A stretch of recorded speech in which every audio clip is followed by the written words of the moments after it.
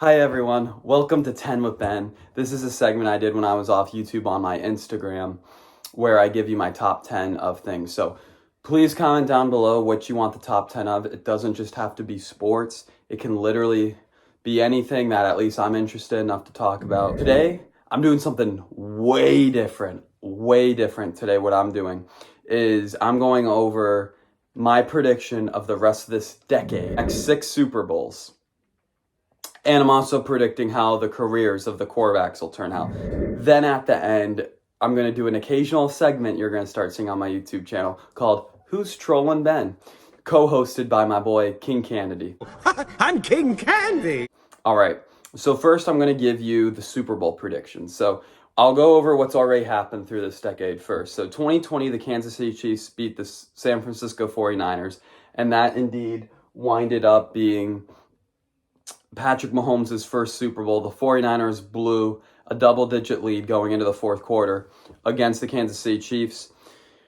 And then the Buccaneers absolutely blew the wires out of the Kansas City Chiefs, which made Tom Brady the undisputed GOAT. 2022, the Rams beat the Bengals. And Joe Burrow's first Super Bowl, Matthew Stafford's first Super Bowl, and Matthew Stafford won. 2023, Chiefs are in back again. Chiefs over Eagles. That was that honestly might have been my favorite Super Bowl of this decade. The Chiefs over the Eagles. Back and forth scoring. I absolutely loved it.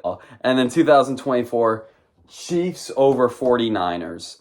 That just happened. And again, it was against the 49ers again. Different quarterback for the 49ers. Instead of Jimmy Garoppolo, it was Brock Purdy. And I do think Brock Purdy's better.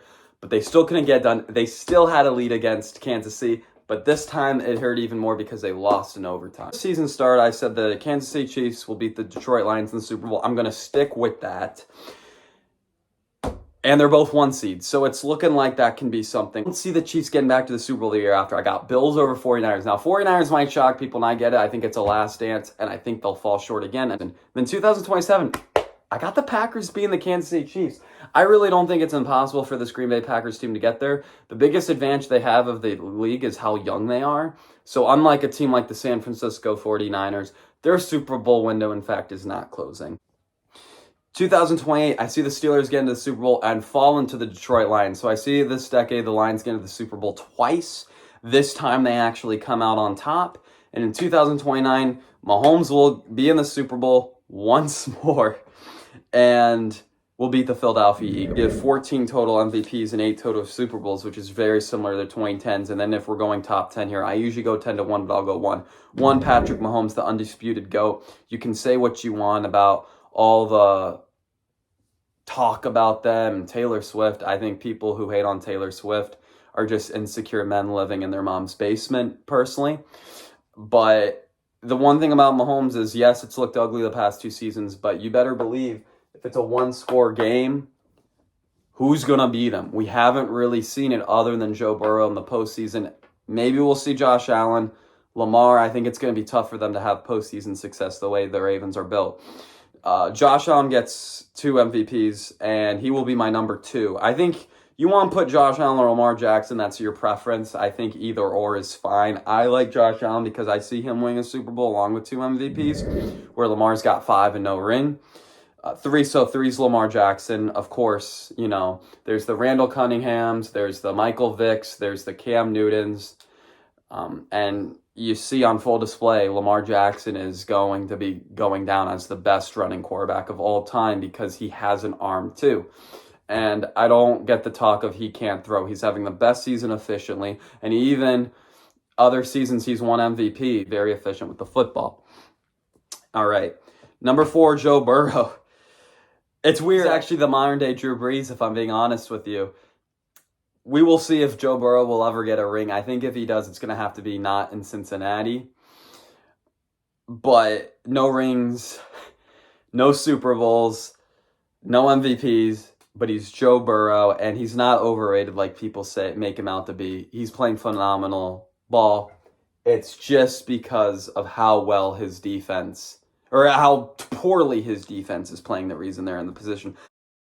Number 5, I got Jordan Love. And part of it is because Green Bay is one of the youngest teams in the NFL, which makes their Super Bowl window longer. He's got Reed, Watson, Dobbs. He's progressed as a quarterback. The reads have been incredible for him, and one of the hottest quarterbacks in the second half of the season. His first 2 seasons starting so far we have seen. And at this rate, it looks like Green Bay has found their third straight quarterback for a total of 45 years, give or take, between Brett Favre, Aaron Rodgers, and now Jordan Love.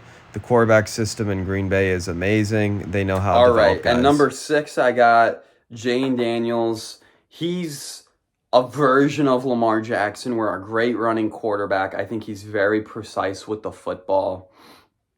And obviously there's things like people are saying he's too skinny and everything, but I'm not really too concerned about that. It's just he's going to be very elusive, and he's going to bring this Washington team he's just going to bring them up from the dead and absolutely, I think, be a contender every year in the NFC East. Number 7, Jared Goff. Very precise passer. He's going to give you stats like 15 for 15. So not a lot of passes, but very efficient with the ball and takes him to 2 Super Bowls. He's going to have a lot to do with that, even with a great running game and everything. 8, Jalen Hurts. He's probably one of the most overhated quarterbacks on this list, but yes, he's got that unstoppable play at the goal line. He's got Saquon Barkley. He's got A.J. Brown, Devontae Smith, but he makes great decisions, and he's been in a Super Bowl, and I have him making 2. Number 9, Brock Purdy. People are going to eat me alive with this, but I think Brock Purdy's a top 10 quarterback in the league, and just wait. I mean, he's actually a quarterback the 49ers can really work with.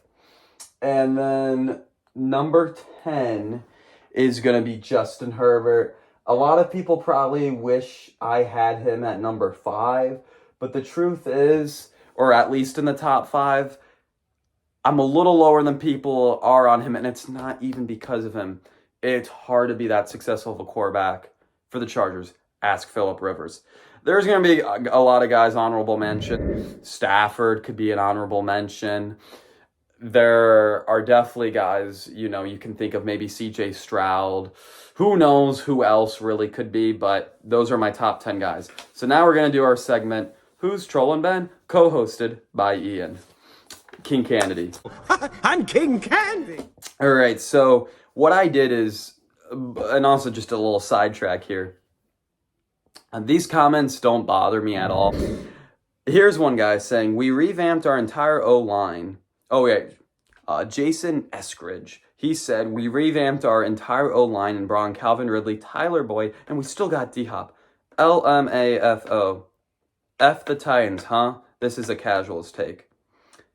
And I said, because by the way, I haven't even seen these comments. These were my predictions before the season started. I replied today by saying, I'm sure 3-9 has never felt so good. Hasn't said anything. Right. Here's a Bears fan who said, bear down when I reported news on Jordan Love's MCL sprained.